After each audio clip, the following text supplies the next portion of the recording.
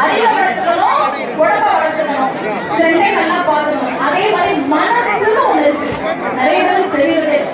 மனசையும் நல்லா பார்க்கணும். மனசை நல்லா பார்த்துக்கிறதுக்கான விஷயம் தான் ஆன்மீகம். கோயிலுக்கு போ, சாமி கும்பிடு, திருப்புகழ் சொல்லு, தேவாரம் சொல்லு, இதெல்லாம் எதுக்கு சொன்னாங்கன்னா நம்ம மனசு நல்லா இருக்கணும். கஷ்டம் வரும்போது அந்த கஷ்டத்தை அப்படியே கடவுள்கிட்ட ஒப்படைச்சு அவன் பார்த்துக்குவான்.